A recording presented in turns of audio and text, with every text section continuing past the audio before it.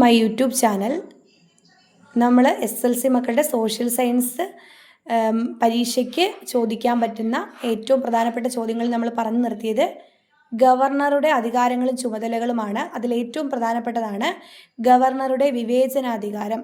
അതിൽ നിയമസഭ പാസാക്കുന്ന ബില്ലുകൾ ഗവർണറുടെ അംഗീകാരത്തിനായി സമർപ്പിക്കുമ്പോൾ ഗവർണർക്ക് താഴെ പറയുന്ന നടപടികൾ സ്വീകരിക്കാവുന്നതാണ്.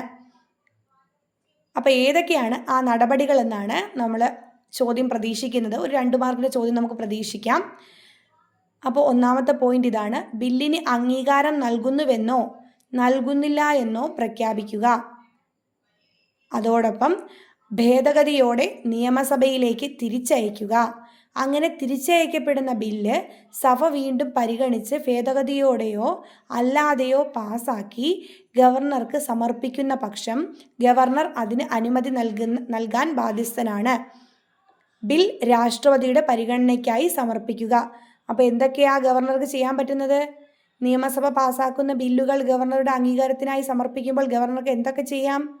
ബില്ലിന് അംഗീകാരം നൽകാം, അല്ലെങ്കിൽ നൽകാതിരിക്കാം, അല്ലെങ്കിൽ ഭേദഗതിയോടെ നിയമസഭയിലേക്ക് തിരിച്ചയക്കാം.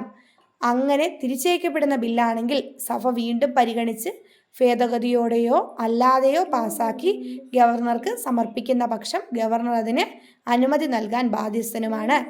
ബിൽ രാഷ്ട്രപതിയുടെ പരിഗണനയ്ക്കായി സമർപ്പിക്കുകയും ചെയ്യാം. ഇത്രയും കാര്യങ്ങളാണ് ഗവർണർക്ക് ഒരു നിയമസഭ പാസാക്കുന്ന ബില്ലിന്മേൽ ചെയ്യാൻ പറ്റുന്ന വിവേചനാധികാരം. Thank you.